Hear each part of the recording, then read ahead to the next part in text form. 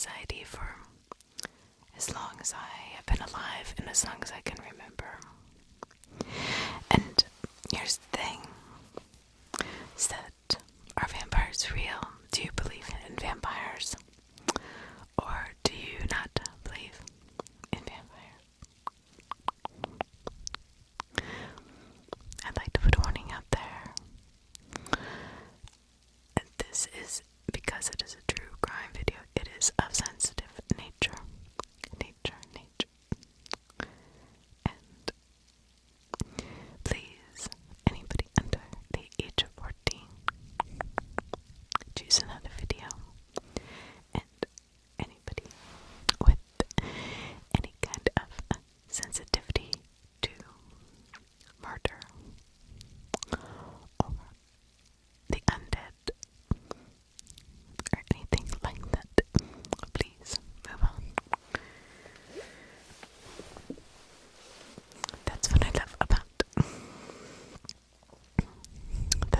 about YouTube, because there's so much that you can listen to. Really, that is so true. I hope that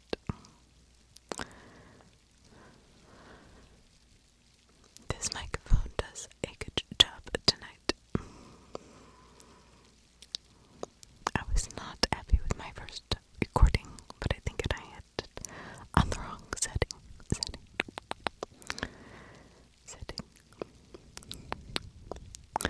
So this case, it starts back in 1980 when Mr. Rodrik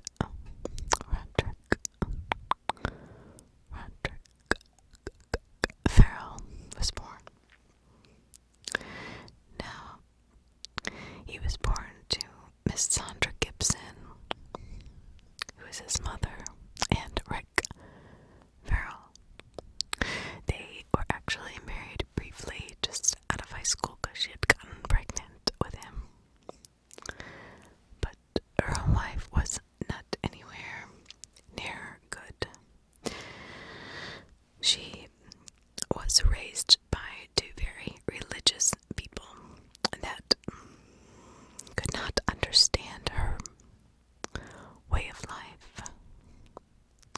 From her clothes to her makeup, to her choice in boys, to really anything that she did, she could not do anything right, which would be a horrible fate for somebody. I mean, think about it. You are going through life and you want your parents' approval, right? And yet you can't seem to get it no matter what you do. That is a terrible feeling. A very terrible feeling. So she's probably like, well, if I cannot I don't want to be super Christian, I'm not a Bible thumper, I'm not going to overdo this, so I'm going to go the opposite way. So Sandra Gibson was an interesting person. She had a temper of her own, which would be displayed later as Mr. Rodrik Frell gets older. I mean, he had a decent childhood, although he was raised by his very strict grandparents because she didn't have a lot of money. She couldn't really hold down a job. She was very unstable, and unfortunately, they spent a lot of time with their parents. Well, it turns out that her father was molesting and verbally abusing Rodrik from a very young age, and that he was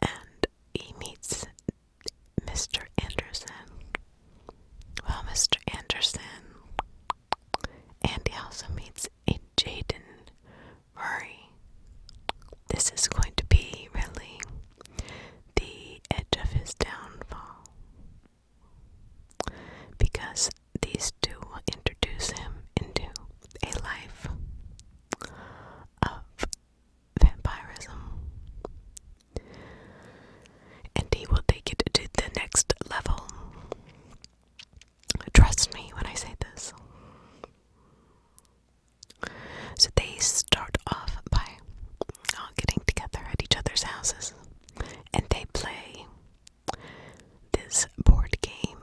It's kind of like Dungeons and Dragons, except for it's vampires and whatever, ghouls or something. But it's basically the same thing. It's a board game with dice and all of that. But during these games, this is where really all of each one of them would talk about their fantasies and what they have seen, what they have done, what they've heard. And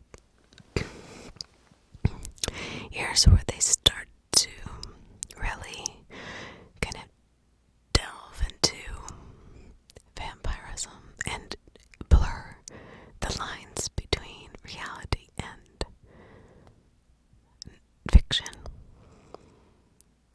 I don't think any of these kids really wanted to be an outcast, so instead of trying to fit in or just accepting themselves for who they were, they picked something that would really make them stand out. And believe me, it did.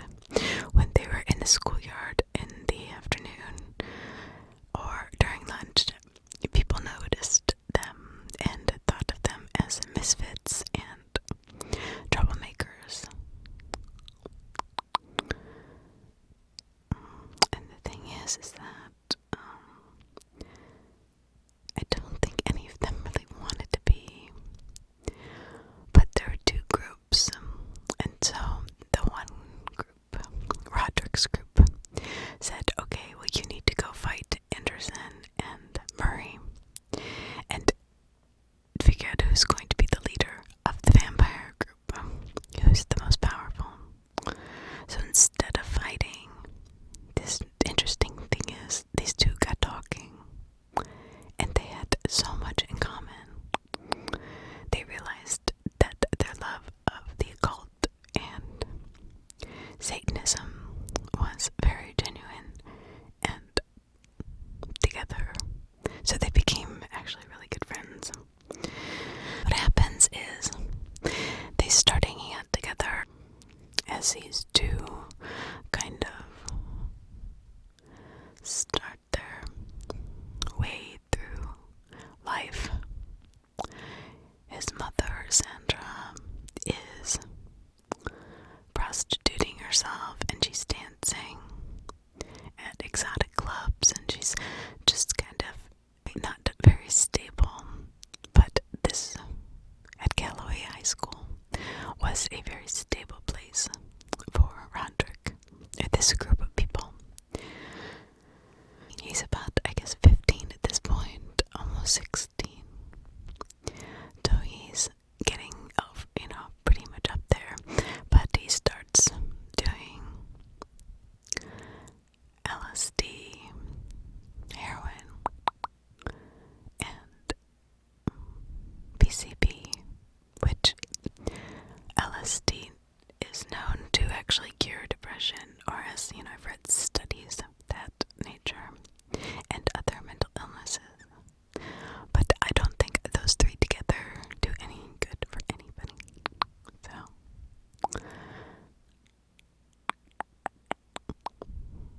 what happens next? Well, Murray decides to take Rodrik in under his wing, and Anderson and Murray all go, and they have to initiate him. How do you initiate somebody into a vampire clan? At this point, it was considered a clan. They had rules, they had guidelines, and what they did, it was that they would take razor blades and cut themselves, and then drink each other's blood. Not only being unsanitary, but also was pretty unnerving, I'm sure.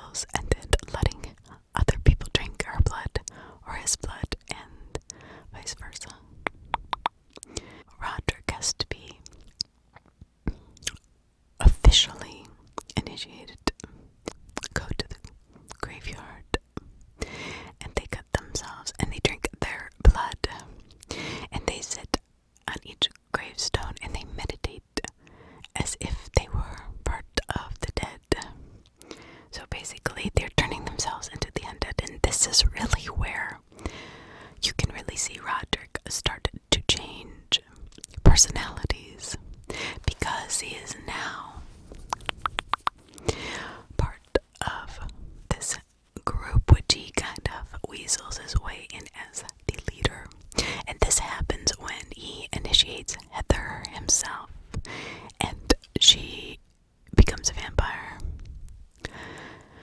I mean, she is just...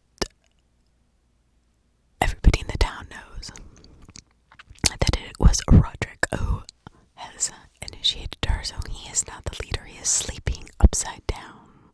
There's pictures of him hanging, and you can see the transformation of him having short, kind of reddish hair to black, long hair, and then shaving it on the side. I mean, he's literally turning into one of the dead at night that walk the earth, and he thought he was, and so did the other members of his group. About this time, he's taking a walk with Murray, and they're walking by this tree. They're out kind of just taking a afternoon walk along, probably by the cemetery. And this little kitten comes up. By all accounts, Rodrik is softly petting this kitten, and it scratches him. Well, kittens do that. They, will turn over on their belly and kind of like bite and scratch you. Well, he takes the kitten, he picks it up, and he smashes it against the tree, instantly killing the kitten. He's like, whoa, what did you just do? That is not in our bylaws. We said we'll never kill anybody, and we'll never kill any animals. What are you doing? So now Rodrik is really turning into somebody that they don't know at all. He's kind of pushed Murray out of the picture, so it's him, Anderson, and two other girls, and this girl Heather. They all decide to, I guess, go over his mom's house for the afternoon, and they see her grab him by his hair and drag him into his room. Now, this is their leader of the cult, and starts ripping up his room. I mean, tearing it. I mean, you can see the blind rage that he showed with the kitten in her.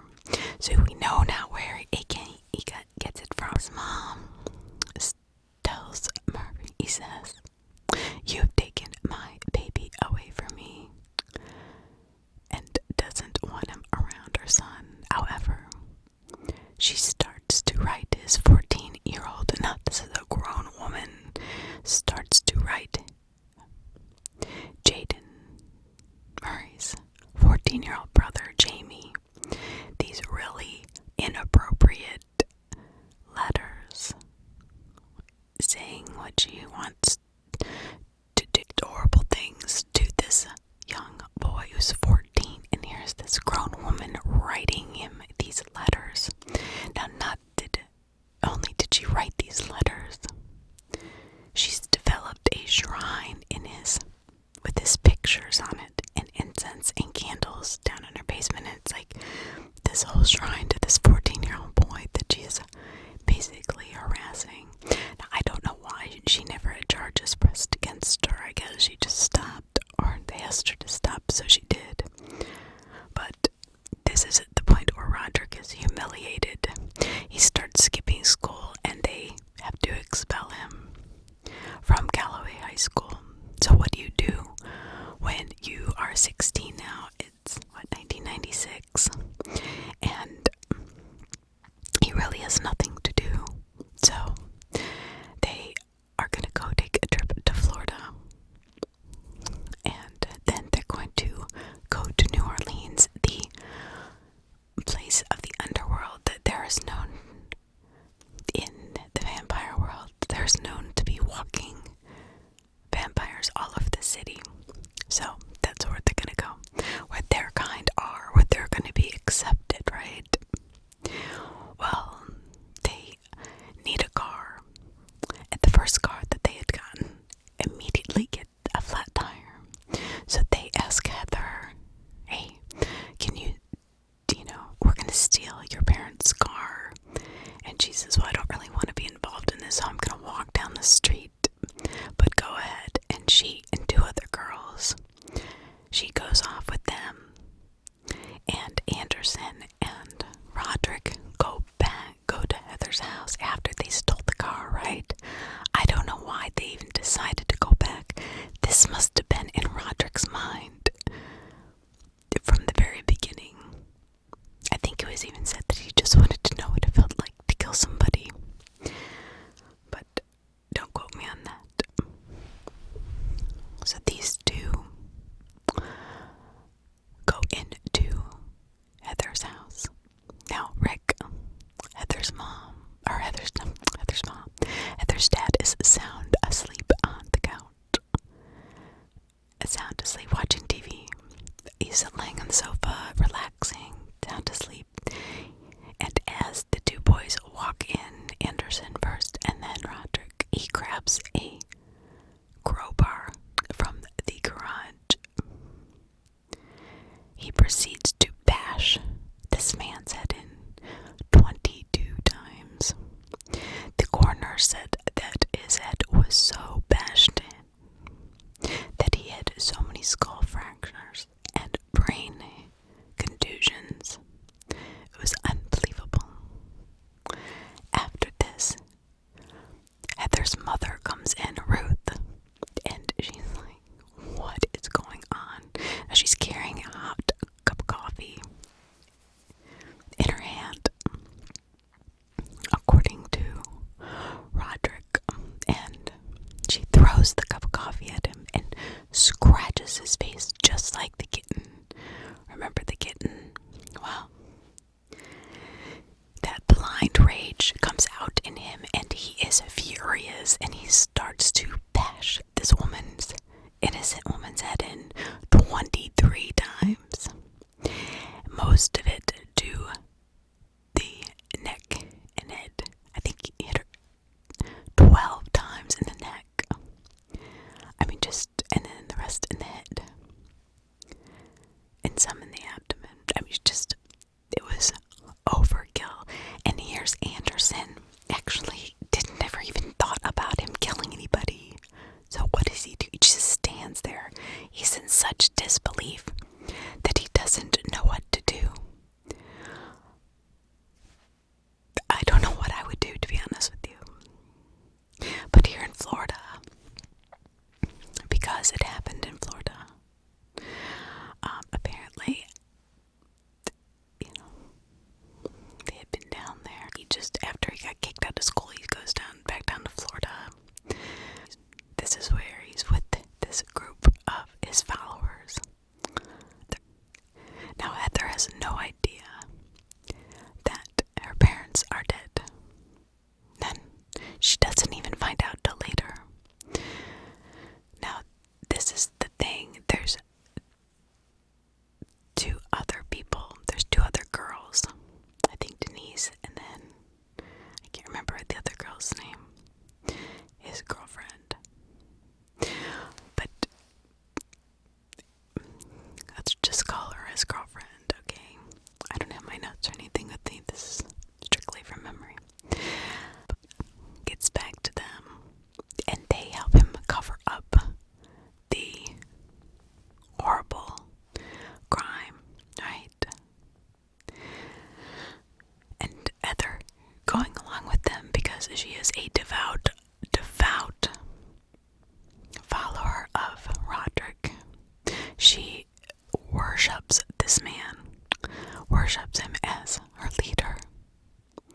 But she never thought in a million years he'd go back and kill her parents.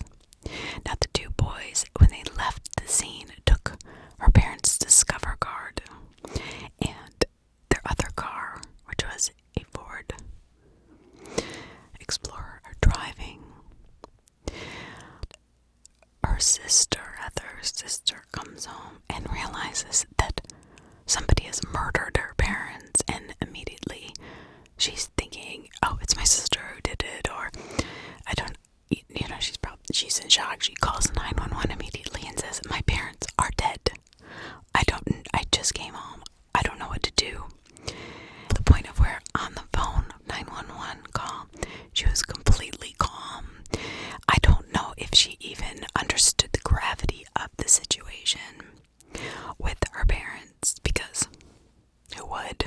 I mean, it'd be so confusing to me. Both their cars are gone.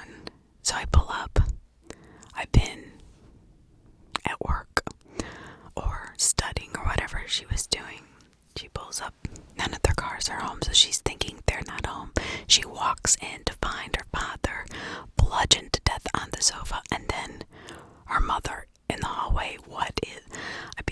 I don't know what I would think, because where are their cars, for one? Where's my sister? Is my sister alive?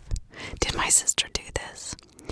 I don't think that it really sank in at all for a while.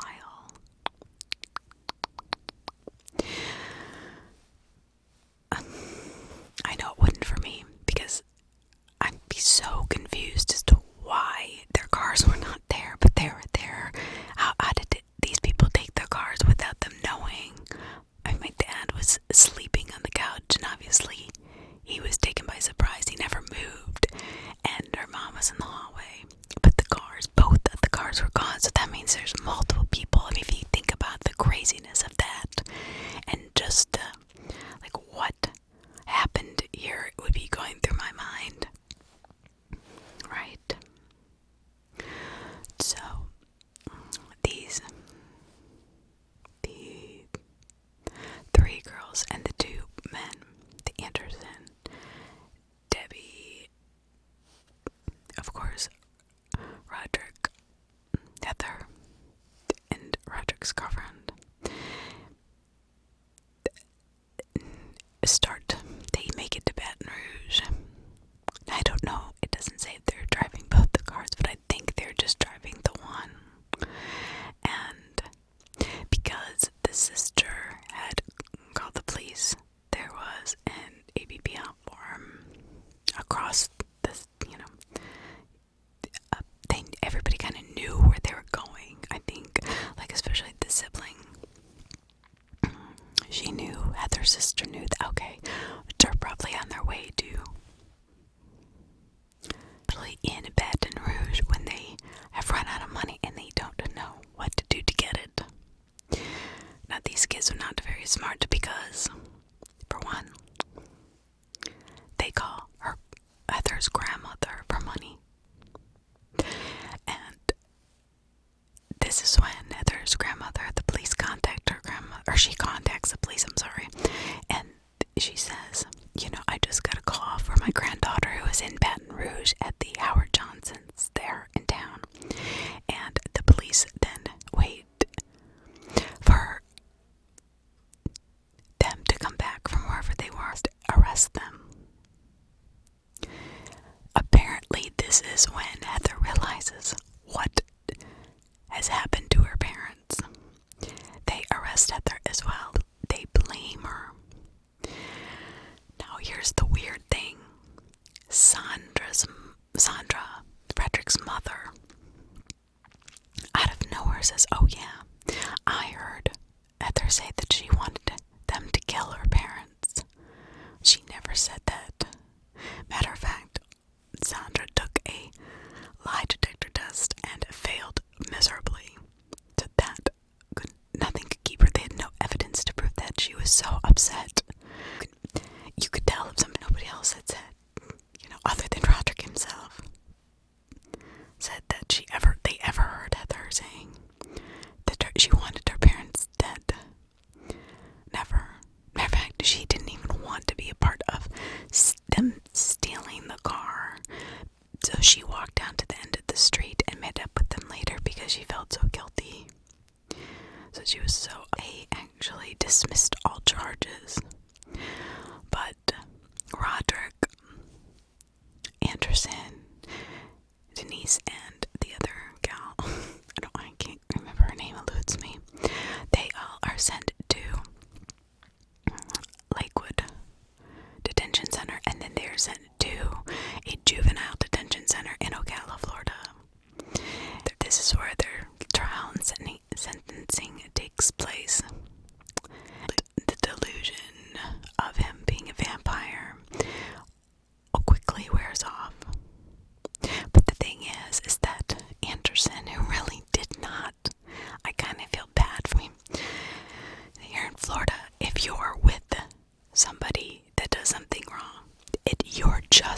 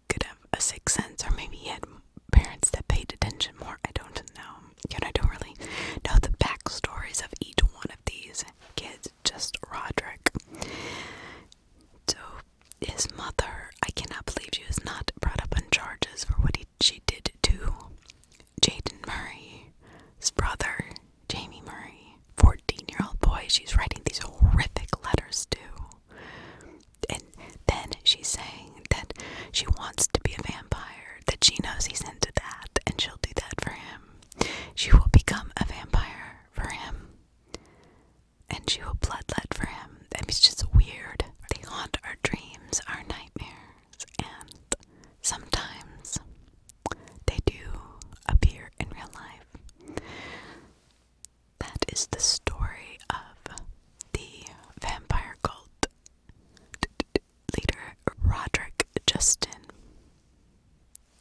Ferrell.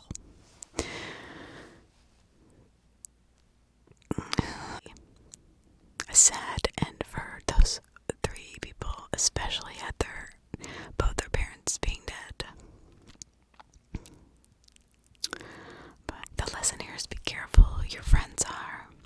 Choose wisely, because especially if you live here in Florida, because there is no excuse. Even if you hang out with them, you're still at fault. And it just doesn't matter. And you would never believe it in a million years.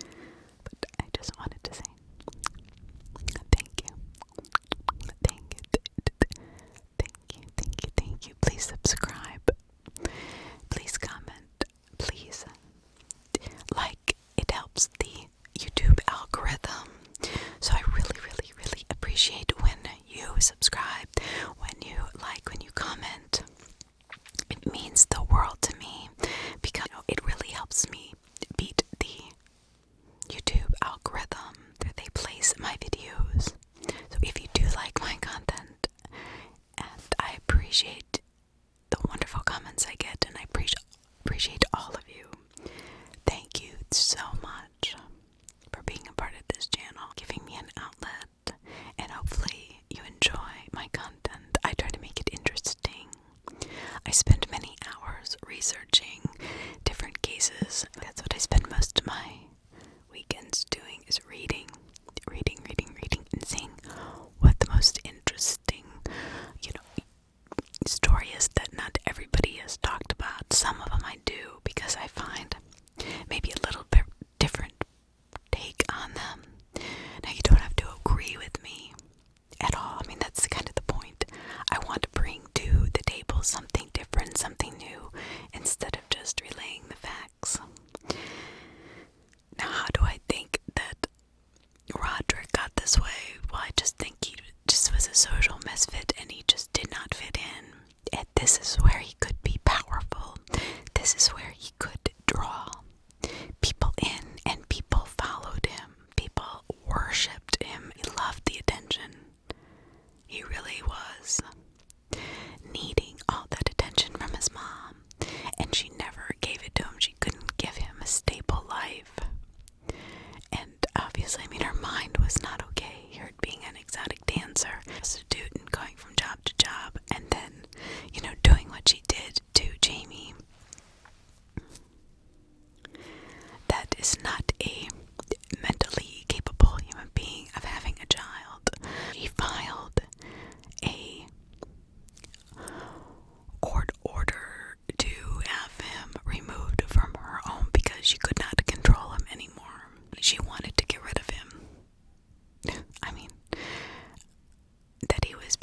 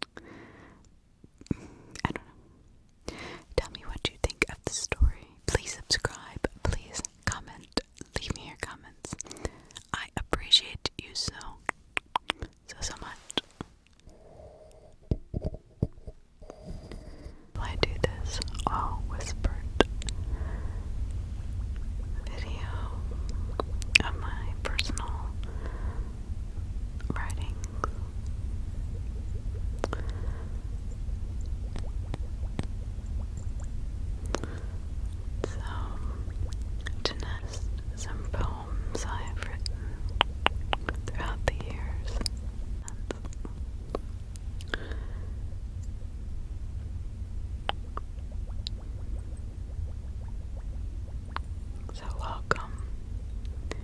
Please subscribe, like, and comment, even if it's just an emoji. It helps my channel so much beat the YouTube algorithm, which I cannot seem to figure out, but I am trying. Yes, I do post every day, and because